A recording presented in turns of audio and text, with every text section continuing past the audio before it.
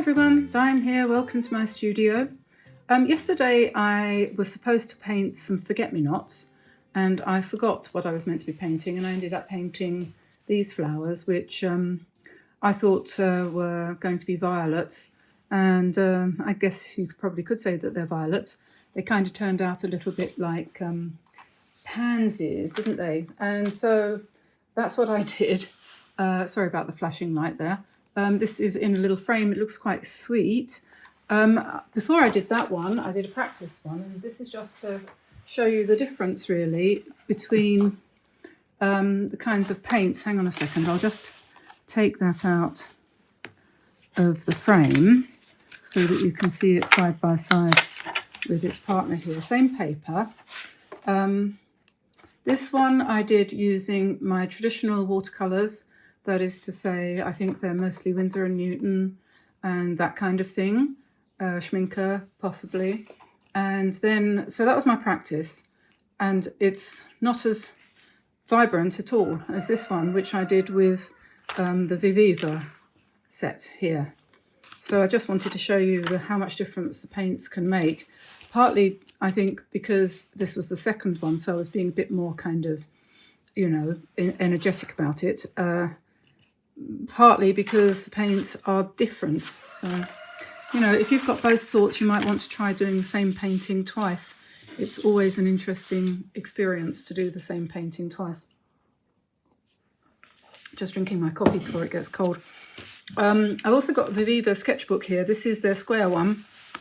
And the other day we were looking at this in comparing it with their rectangular ones. This one, which has got smooth hot pressed paper in, and is very good for sketches, for light watercolor work, not terribly good for heavy duty or anything like that. And then also we compared it with this one, the other Viviva one, which I haven't really used yet, but I did do one. I did the same painting in all of these.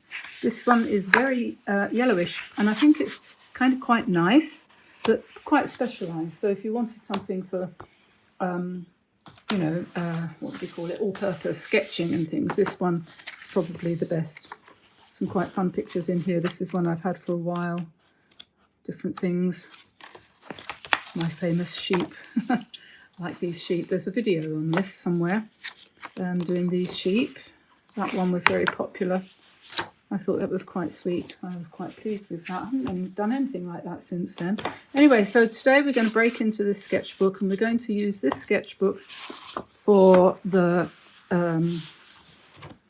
coming month of for March plants. So let's do some of these here. Pansies or whatever they are, shall we? I'm going to use a bigger brush than I did for that one, I think, because it's going to be slightly bigger. So let me find a, this is Princeton Aqua Elite size 12, which will do. And I'll just wet that, and I'm going to sit down for a second and pick up some violet. I do need a mixing palette as well, so we'll have that. Can you see that or not? Not really. Let me move that over a bit. I'm in a little bit of a hurry today because somehow the day didn't really get started. Let's turn that one that way. It's a bad thing, isn't it, when you don't get started? This and that, one thing and another. I'm not going to do a sketch. I'm just going to try and basically do this painting again, which I did for a short, which you might have seen, and we're going to do it as loosely as possible, if you see what I mean. And I want some blue, so this is blue, I think. Yep, so we'll mix that with the violet as well, so we have the two different. These could be pansies. Our pansies are coming up in the garden, which is nice. And although I'm kind of working on copying the violets that I already did once. I'm not going to... this is just a game. This is just a play. This is not meant to look like anything particular. Keep the lines all nice and broken. Do them in different sizes. Don't worry too much about accuracy. Use lots of water on some of them so that they're more watery. Let's have one up here. And maybe a bud over here, perhaps. A bit more purple in that. Okay. And then I'm going to pick up some quite strong violet and just drop it in the centres.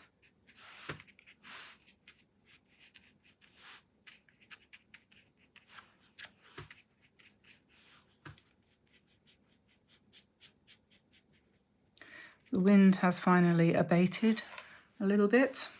We've had some terrible, let's put one up here, terrible windy days just recently.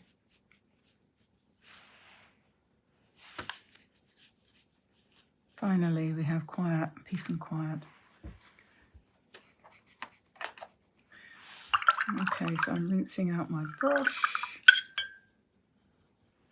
There's 1,000 sparrows and a cockerel outside the window here at the moment.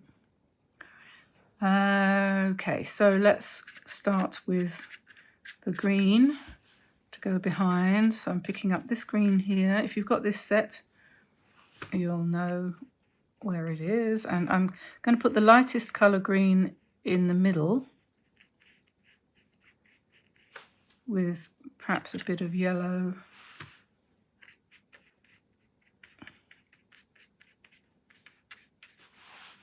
And then we will do what we call a broken wash. We just basically dance about on the paper with our greens, just mixing them, doing a brush load full, and then adding a bit more of another colour. Just keeping it as varied as possible. Don't worry about what colours you're doing. Let it bleed like that, because that's such fun when it comes to looking at it afterwards. You could put washi tape around the outside of the edges of the page here to give you a neat edge if you wanted it.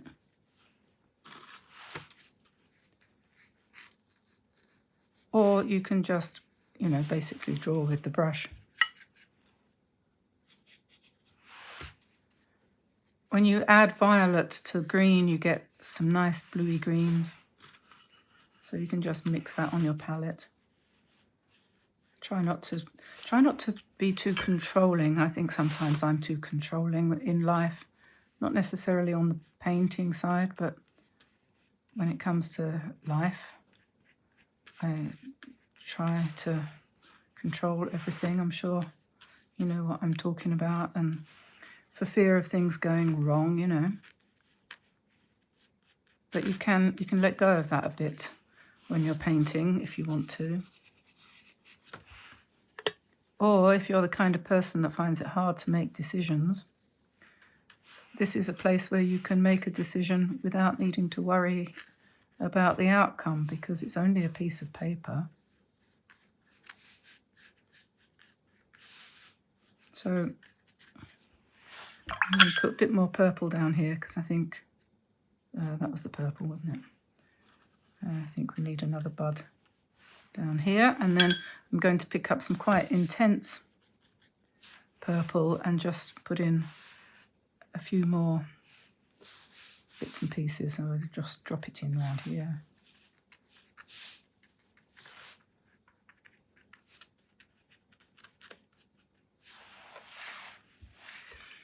Okay, and the next thing we will do is Finish off this corner here a little bit.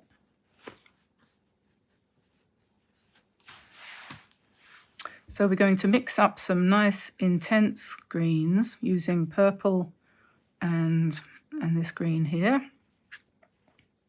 The purple makes it darker. And then we'll put some leaves here and there and some stems.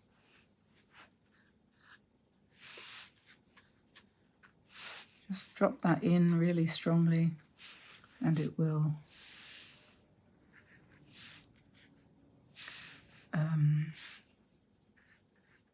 mix and mingle.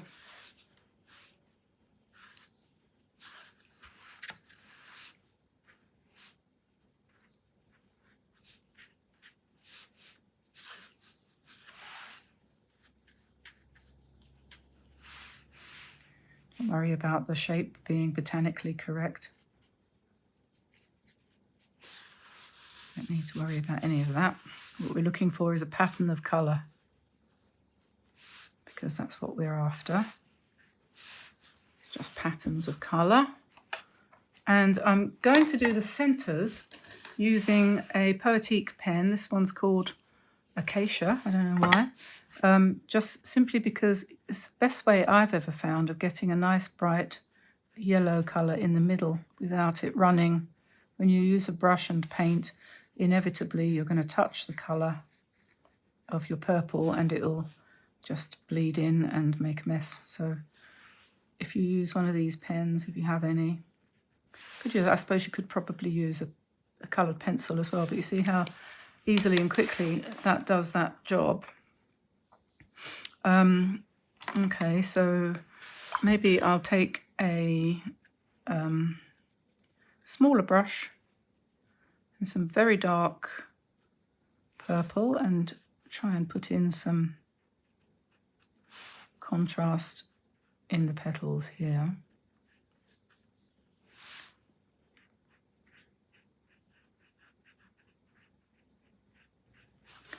It doesn't have to look like anything specific, it just wants to be contrasting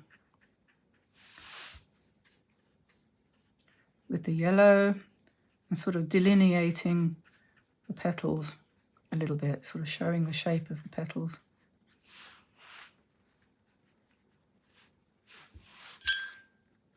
So I'm mixing purple with dark green.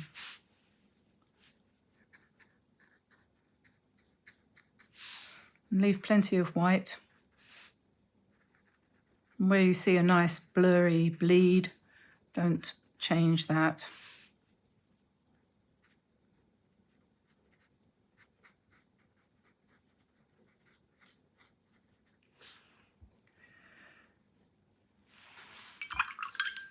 We could probably scratch into the leaves some white centre veins if we wanted to. I'm using a palette knife here, but you can use anything, an old credit card.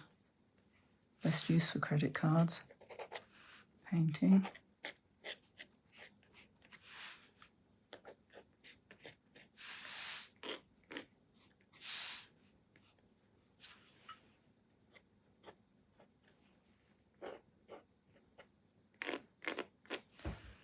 And I think next thing really is probably to let it dry.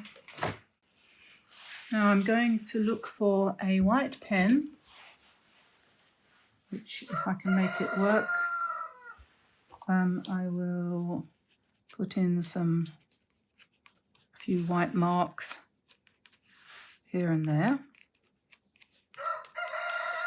Increase the liveliness.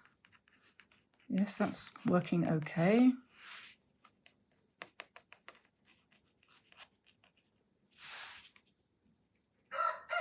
And we'll put some yellow here. This won't look very yellow because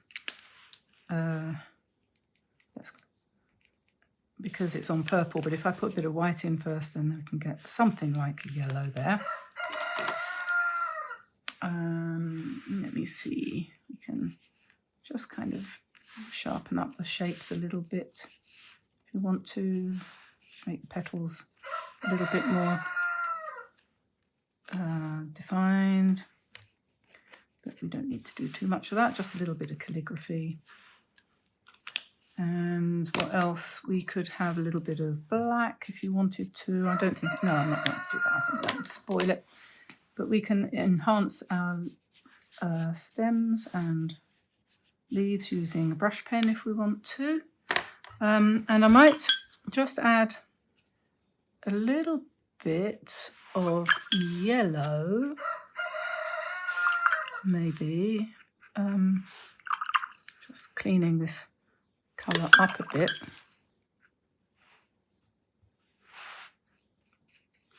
Just add a little bit more over here of a kind of warmish yellow colour to balance it out a bit.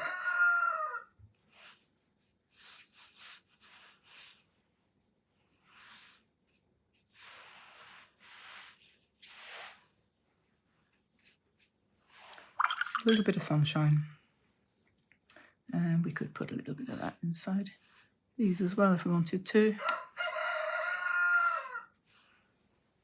Okay, well, I think I want another leaf here. We just have a few nice sharp leaves like this. Nice and dark.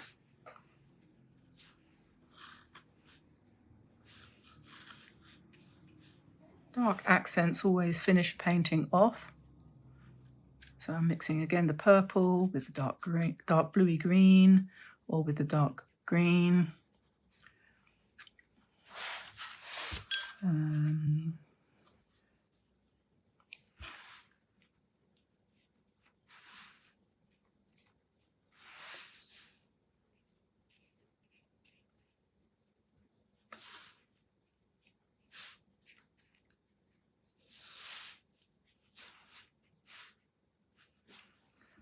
Put a little leaf here.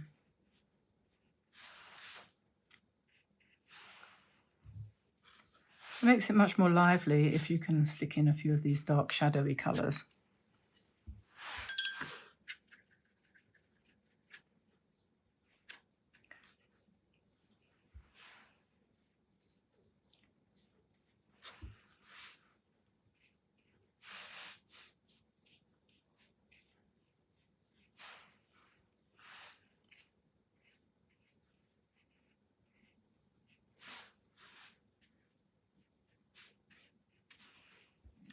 I think we're pretty much done. I think just this needed something here.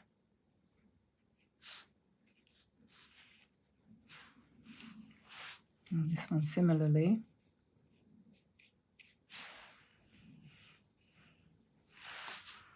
Okay, well, I'm not going to do any more because if I do, I will run out of time. It's time to go and get the lunch ready. So there we are. That's the first one in this book, first proper painting in this book, Pansies. Hope you enjoyed that. Give it a try.